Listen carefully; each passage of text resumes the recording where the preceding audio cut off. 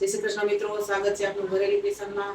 આજે આપણે બનાવી રહ્યા છીએ સાબુદાણા બટેકાના ગાંઠિયા।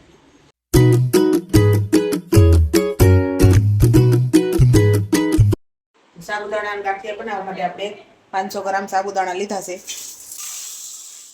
એક કટોરમાં નાખી આ રીતે ધોઈ નાખવાના 2-3 પાણી।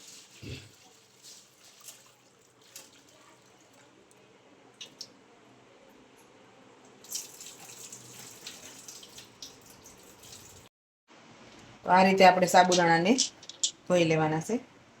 પછી આપણે આ સીણ પાડેલું પાણી છે, બટેકાનું સીણ પાડેલું, એમાં આપણે આ સાબુદાણાને પલાળી દેવાના। પાણી ઠરી જાય ને પછી આમાં નાખવાના, ગરમ પાણીમાં નહીં, ઠંડા પાણીમાં। આને આપણે એક રાત આખી પલળવા દેવાના છે। આ રીતે ઢાંકી દેવાનું। સાબુદાણા હવાર થાય તે સરસ રીતે આપણે સાબુદાણા પલાળીને 1 દિવસ થઈ ગયો છે। આ રીતે જો સાબુદાણા આપણા સરસ રીતે પલળી ગયા છે। હવે આપણે આને ગેસ ઉપર ઉકળવા મૂકી દેવાના। આ રીતે ચમચો ફેરવી નાખવાનો। આપણને પાણી ઓછું લાગે તો 1 ગ્લાસ આમાં રેડવાનું।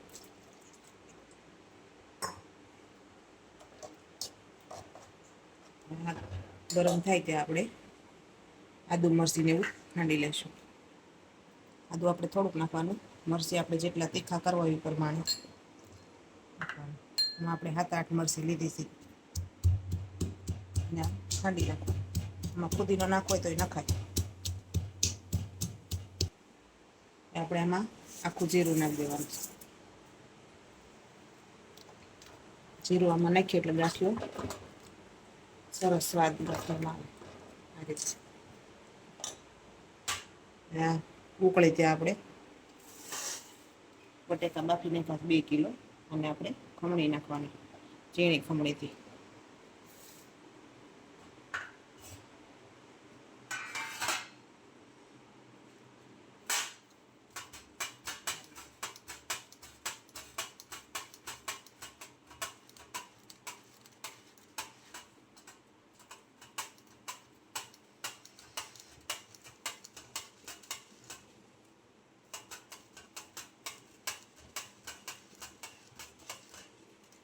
આ રીતે આપણે ખમણી લેવાનું છે બધું સરખું। આપણે આ આદુ મરચી સરસ રીતે ખંડાઈ ગઈ છે। હવે આપણે આને આમ નાખી દેવાનું, ઉકળે નહીં, પછી આમ હલાવી લેવાનું। તીખા જેટલા રાખવા હોય એ પ્રમાણે આપણે મરચી નાખવાની।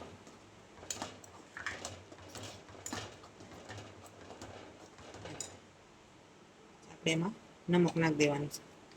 બટેકા બાફા હોય ને એમાં આપણે થોડુંક નાખ્યું હોય એટલે આમાં સ્વાદ અનુસાર આપણે નાખી દેવાનું।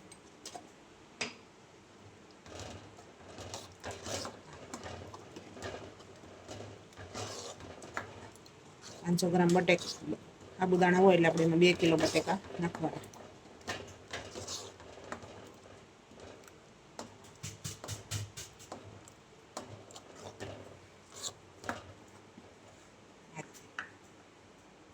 આપણે વચ્ચે વચ્ચે હલાવતા રહીશું કે આપણે લીંબુનો રસ કાઢી લઈએ। 2 લીંબુ લીધા છે, આ રીતે રસ કાઢી નાખવાનો। ખાટા જેટલા રાખો એ પ્રમાણે લીંબુ નાખવાનું।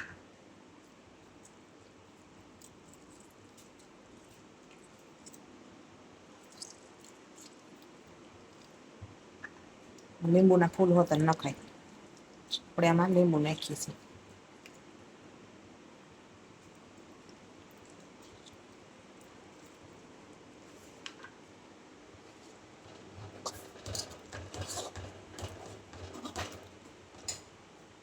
આપણે રસ નાખી દેવાનો।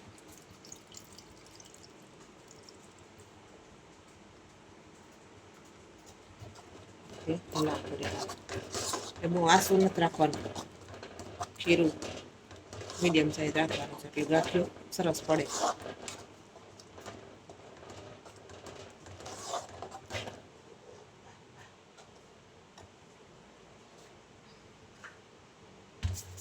હવે આપણે એમાં બટેકાનો માવો નાખી દેવાનો આ રીતે. માવો નાખતો જવાનો આ રીતે, હલાવતો જવાનો. એકદમ સરસ રીતે ભળી જાય ને એ રીતે આપણે મિક્સ કરી લેવું.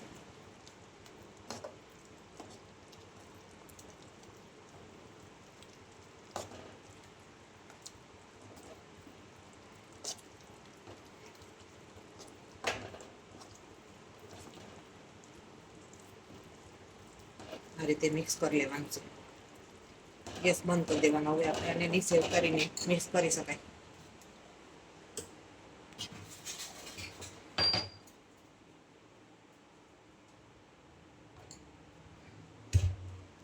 ઉતારીને આપણે એ ખરખું ગાંઠા ન રહે ને એ રીતે મિક્સ કરી દેવાનું.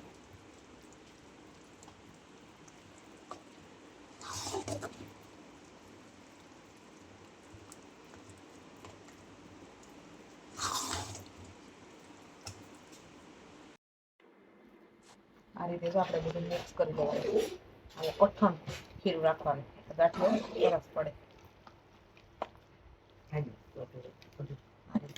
કોથળીથી છે ને સરસ ગાંઠિયો પડે.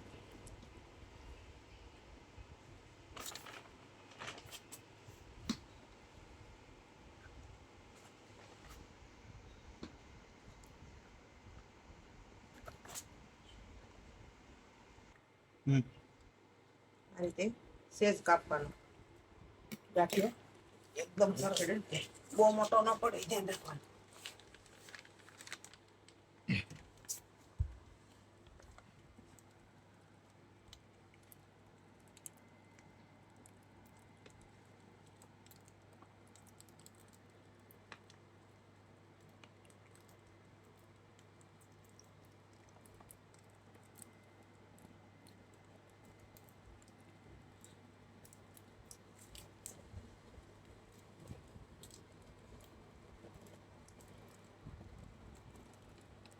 કોથળીથી પાડશો ને એટલે એક જ હરખો પડશે.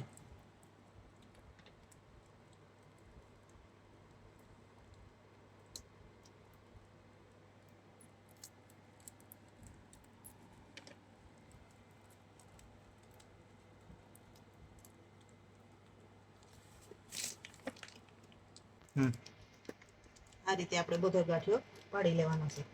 પછી આને આપણે સાંય જ રાખ્યો છે એટલે એક દિવસ રૂમમાં રાખવાનો. પછી કાલે સવારે આપણે તડકે નાખી દેવાનો. રૂમમાં પડશે ને એટલે ગાંઠિયો પીળો પડશે. હળદર નાખ્યો ને એવું.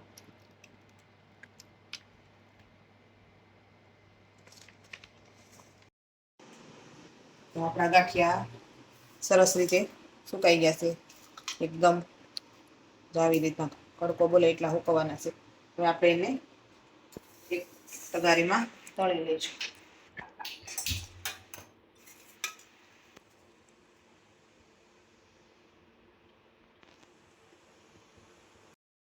આપણું તેલ એકદમ સરસ આવી ગયું છે. આપણે તેલ થોડુંક વધારે આવવા દેવાનું ગાંઠિયા તળવામાં. આ રીતે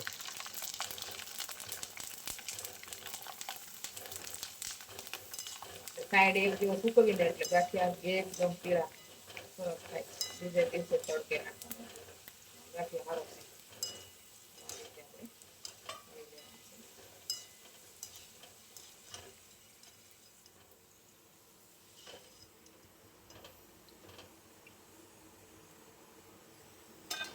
આ રીતે ગાંઠિયો બનાવશો ને એટલે એકદમ ઓછો રૂ જેવો મમરા જેવો.